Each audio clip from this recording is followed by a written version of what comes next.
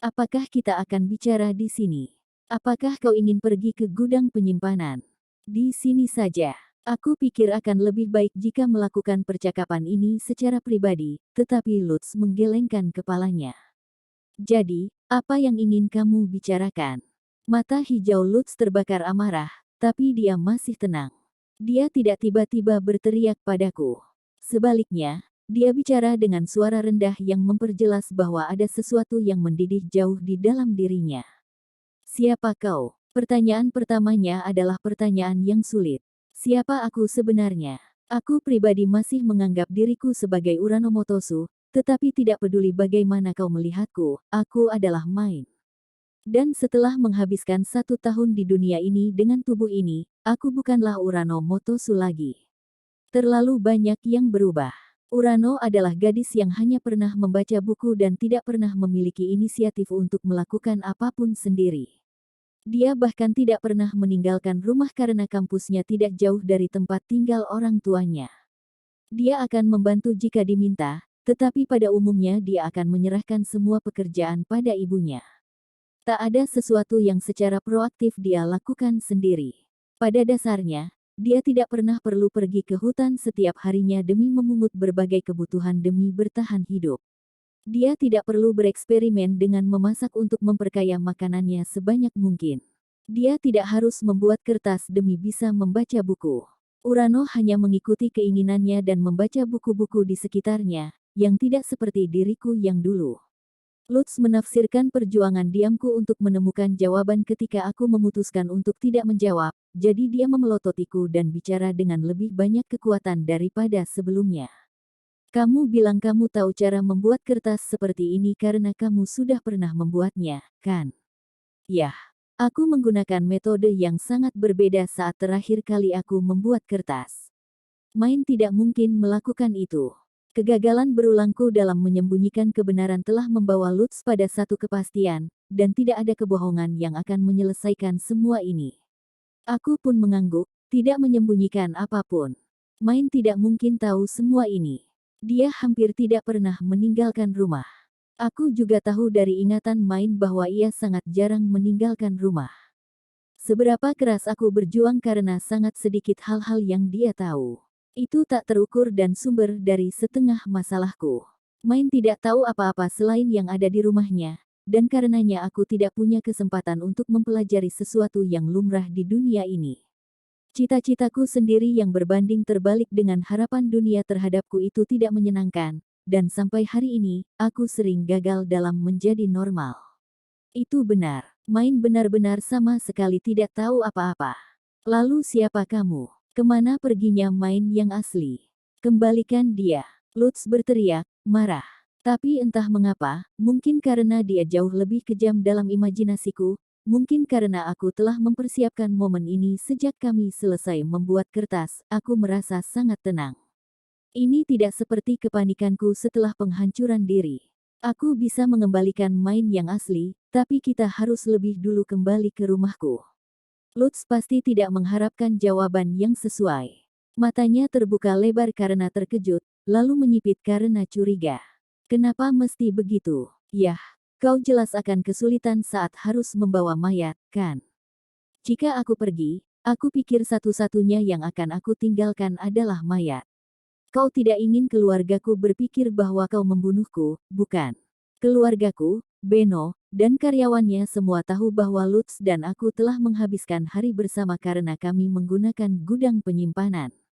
Jika aku sampai pingsan di gudang penyimpanan dan mati begitu saja, kemungkinan besar semua kesalahan akan jatuh pada Lutz. Dan bahkan jika tidak, Lutz mungkin akan merasa bersalah. Aku telah menyarankan agar kami pulang lebih dulu demi kebaikan Lutz, tetapi dia tampak seperti aku baru saja menyiramkan air dingin ke wajahnya. Apa? Apa yang kamu katakan? Lutz terkejut dan dia mulai menggelepar dengan ekspresi tegang. Dia tidak menyangka bahwa Main takkan kembali jika aku menghilang. Apakah maksudmu Main pergi untuk selamanya? Dia tidak akan pernah kembali. Mungkin, aku hanya bisa mengatakan mungkin. Aku tahu ingatan Main, tapi tidak lebih. Karena aku tidak pernah bicara dengan Main, dia tidak pernah meminta tubuhnya kembali. Katakan saja padaku, Lutz memelototiku dengan tajam. Sepenuhnya seperti pahlawan super yang melawan penjahat keji. Berpikir seperti itu membuatku tersenyum kecil. Dari sudut pandangnya, itulah kelihatannya. Aku adalah penyihir jahat yang merampas tubuh gadis kecil yang lemah dan Lutz adalah pahlawan super yang berusaha keras untuk menyelamatkannya, gadis yang dia anggap sebagai adik. Kamu bicara dengan Otto dan Tuan Beno tentang sesuatu yang panas, kan? Apakah kamu sepanas itu? Apakah kamu memakan main? Sejujurnya aku sedikit terkesan bahwa Lutz menebak bahwa panas di tubuhku telah memakan main. Dia benar tentang bagian itu secara khusus. Kamu setengah benar, setengah salah. Aku pikir main yang asli dimakan oleh panas ini juga. Kenangan terakhirnya adalah ini panas, tolong aku, sakit, aku benci ini. Tidak ada apa-apa selain penderitaan dan rasa sakit. Tapi panas itu bukan aku, dan panas itu juga mencoba memakanku. Maksudnya, bukankah kamu jahat? Bukankah main menghilang karenamu? Katakan padaku itulah yang terjadi. Lutz meraih bahuku dan mengguncangku. Dia mungkin memanas karena harapannya melenceng, tetapi kata-katanya yang spesifik, bukankah kamu jahat, dan bukankah main menghilang karenamu, benar-benar membuatku kesal. Aku tidak datang ke sini dan mengambil tubuh main karena aku menginginkannya. Aku mati, dan ketika aku bangun, aku berada di tubuh anak ini. Jika bisa memilih, aku akan merampas tubuh seorang bangsawan, jadi aku bisa membaca buku. Dan aku juga tidak akan memilih tubuh yang lemah dan sakit-sakitan. Siapa yang menginginkan tubuh yang sakit dengan penyakit mengerikan, yang terasa seperti api melahapmu hidup-hidup? Saat aku berteriak bahwa aku tidak menginginkan tubuh main, ekspresi yang benar-benar tercengang tersurat wajah Lutz dan dia mengendurkan cengkeraman di pundakku. Kamu tidak ingin menjadi main. Apa kau sendiri mau? Pada awalnya aku bahkan tidak bisa meninggalkan rumah tanpa kehabisan napas dan demam. Aku akhirnya menjadi cukup kuat untuk bisa berjalan sampai hutan, tetapi tubuh ini membutuhkan waktu lama untuk tumbuh, dan bahkan sekarang, aku akan sakit jika aku lengah meski sesaat. Aku hampir tidak bisa melakukan apapun. Lutz berpikir untuk sesaat, lalu menggelengkan kepala. Intensitasnya dari saat-saat sebelumnya menghilang dan matanya mulai mengembara, tidak pasti. Apakah panas itu akan memakanmu juga, seperti memakan main? Kurasa begitu. Jika aku berhenti menahannya bahkan untuk sedetik, panasnya akan meledak dan mulai memakanku hidup-hidup. Rasanya seperti ditelan olehnya, seolah aku dihancurkan dan menghilang, sulit dijelaskan. Penjelasanku pasti tidak cukup jelas, saat Lutz mengerutkan alisnya dan berpikir. Yang kumaksud adalah, jika kau tidak suka aku menggunakan tubuh main dan ingin aku menghilang, katakan saja. Aku bisa menghilang kapan saja. Meskipun menyuruhku untuk mengembalikan main yang asli, entah kenapa Lutz menatapku dengan ekspresi terkejut, yang sebenarnya tidak bagus untukku. Aku ingin jawaban yang jelas darinya. Aku akan lebih baik jika menghilang, kan? Aku meminta konfirmasi, yang membuat alis Lutz terangkat. Dia berteriak padaku, marah. Jangan tanya aku. Kenapa kau menanyakan itu padaku? Apa itu berarti kamu akan menghilang jika aku menyuruhmu? Itu tidak masuk akal. Tidak, tapi jika bukan karenamu, aku pasti sudah menghilang sejak lama. Lutz tampak benar-benar bingung, jadi aku bicara dengannya tentang momen saat aku hampir menghilang. Apakah kamu ingat saat aku pingsan setelah ibu membakar mokkanku? Iya. Sekarang setelah kau menyebutkannya, sesuatu seperti itu memang terjadi. Bagi Lutz, itu hanyalah hari biasa, tetapi bagiku, itu adalah salah satu hari terpenting dalam hidup. Persimpangan takdir yang besar. Ketika itu terjadi, aku tidak peduli jika panas memakan diriku. Aku benar-benar siap untuk menghilang begitu saja. Dunia tanpa buku tidak berarti apa-apa bagiku, dan tidak peduli seberapa keras aku berusaha, aku tidak bisa menyelesaikannya dengan tanganku sendiri, jadi aku berhenti peduli. Aku mendengar Lutz menelan ludah. Matanya menyuruhku untuk melanjutkan, jadi aku menutup mataku dan memikirkan kembali hari itu. Panas yang menelanku dan sebagaimana wajah keluargaku melayang di pikiranku, wajah Lutz tiba-tiba muncul.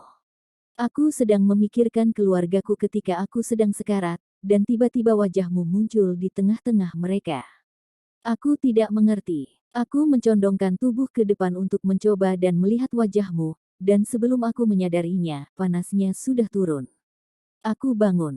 Kau benar-benar ada di sana, itu benar-benar membuatku terkejut. Aku tidak mengerti. Kau hanya terkejut karena aku bukan bagian dari keluargamu, kan?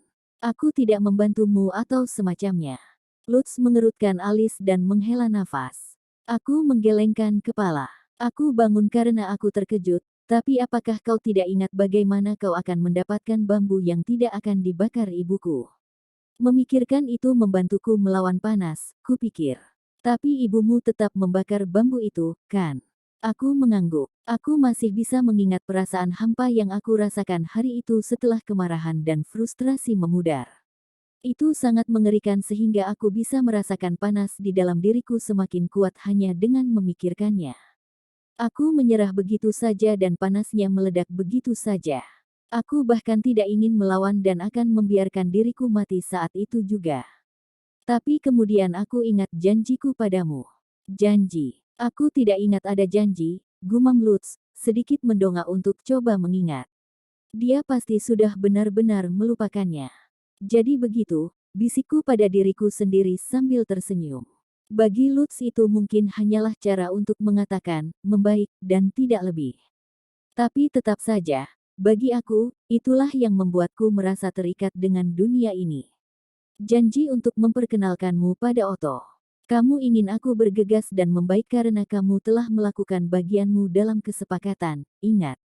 Saat Lutz mendengarku mengatakan itu, dia mengerang malu dan memegang kepalanya seolah itu adalah sesuatu yang benar-benar tidak ingin dia ingat. Itu hanya, aku tidak mencoba membuatmu berhutang padaku atau semacamnya, aku hanya. Ah sial, lalu kenapa kau mengatakannya? Jangan tanya itu padaku. Biarkan saja, lupakan saja. Aku ingin menggoda Lutz, tetapi akulah yang tengah diinterogasi. Aku mengabulkan permintaannya dan membiarkan dirinya melakukannya, berpura-pura tidak menyadari rasa malunya. Apapun itu, aku ingat janji itu dan aku berpikir aku tidak boleh menghilang sebelum memenuhi tugasku dalam kesepakatan, jadi aku menekan panasnya. Kita bertemu dengan Otto dan Benno setelah itu, yang berarti aku memenuhi janjiku. Sekarang setelah kita berhasil membuat kertas, aku benar-benar ingin melanjutkan dan membuat buku, tetapi jika kau benar-benar ingin aku menghilang, aku akan melakukannya. Lutz menatapku dengan wajah ciut, berkonflik. Dia menatapku dari ujung kepala sampai ujung kaki, seolah mengatakan dia tidak akan membiarkan satu kebohongan pun terlewat darinya. Sejak kapan? Apa? Aku tidak bisa mendengar apa yang digumamkan Lutz karena dia menundukkan kepalanya begitu rendah. Kepalanya terangkat dan dia menatap mataku. Sejak kapan kamu menjadi main? Kapan menurutmu? Pada titik mana menurutmu main yang kamu kenal menghilang? Aku menjawab pertanyaannya dengan pertanyaan, tapi dia tidak marah. Dia hanya menatap udara kosong dengan ekspresi serius di wajah, berpikir. Dia menatapku, mengeluarkan gumaman pelan, dan menendang kakinya ke tanah. Setelah beberapa saat berpikir, dia menghela nafas dan melihat ke atas, menunjuk ke hairstickku. Sejak kamu mulai memakai benda itu, aku tidak sangka dia akan menebaknya dengan tepat, tetapi memang benar bahwa tidak ada seorang pun kecuali aku yang menggunakan tongkat rambut. Jika aku tidak memiliki rambut yang halus dan lurus yang akan terlepas dari ikat rambut apapun, aku mungkin akan menggunakan tali alih-alih tongkat seperti ini. Tepat sekali. Jadi, ini sudah setahun penuh. Mata Lutz terbuka dan dia berteriak begitu keras, dengan ludah keluar dari mulutnya. Omong-omong, aku telah menjadi main di akhir musim gugur yang lalu. Kami sekarang berada di tengah musim gugur dengan musim dingin yang semakin dekat. Aku menghabiskan sebagian besar waktuku di sini dengan terbaring sakit di tempat tidur, tetapi sudah sekitar 1 tahun. Sekitar setengah dari ingatanku di sini tak jauh dari pingsan dan demam, tapi tetap saja, itu lebih baik daripada main asli yang menghabiskan hampir setiap saat dengan terbaring di tempat tidur. Keluargamu tidak menyadarinya, entahlah. Mereka sadar bahwa aku berbeda, tetapi aku rasa tidak ada yang menyadari bahwa aku sebenarnya bukan main. Aku setidaknya sulit untuk percaya bahwa Tuli dan ibu tidak curiga, mengingat bagaimana mereka terus-menerus merawat Main yang dulu sebelum kedatanganku. Tetapi mereka tidak mengatakan apapun kepadaku, dan aku sebaliknya tidak akan mengatakan apapun kepada mereka. Hidup kami berjalan baik-baik saja. Tidak perlu memberitahu mereka. Ditambah lagi, ayahku bilang bahwa dia senang aku akhirnya menjadi sehat. Begitu, Lutz menghela nafas dan memunggungiku, seolah mengatakan bahwa percakapannya sudah berakhir. Dia menyentuh kertas yang menempel di papan dan merasa sudah mulai kering. Tetapi aku datang ke sini dengan harapan untuk menghilang. Percakapan yang berakhir tanpa kesimpulan terlalu berat untuk aku tanggung. Hei, Lutz, kupikir ini sesuatu yang harus diputuskan keluargamu, bukan aku. Lutz menyelaku sebelum aku menyelesaikan kalimatku. Dia berpikir bahwa keluargaku yang harus memutuskan apakah aku harus menghilang. Saat berdiri, itu berarti tidak akan terjadi apa-apa. Jadi untuk saat ini kita akan tetap seperti ini. Begitulah. Aku tidak tahu apa yang dipikirkan Lutz karena dia tidak menatap ke arahku.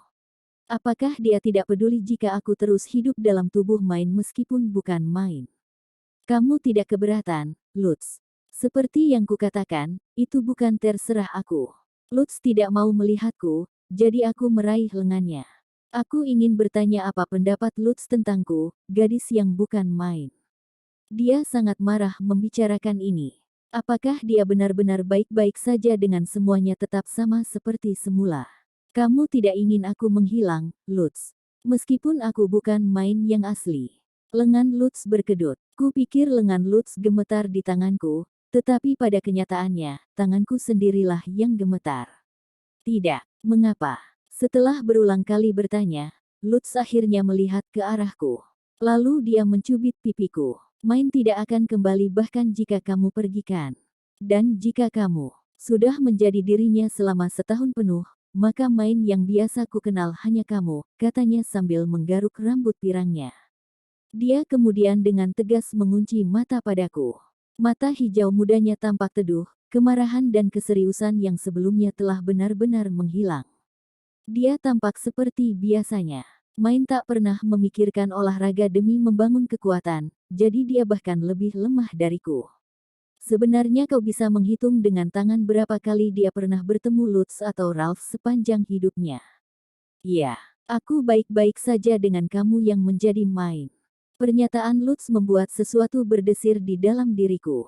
Seperti sesuatu yang telah melayang tiba-tiba jatuh ke tempatnya. Itu adalah hal kecil yang tampaknya tidak begitu penting di luar, tetapi bagiku, perubahannya mungkin saja lebih signifikan.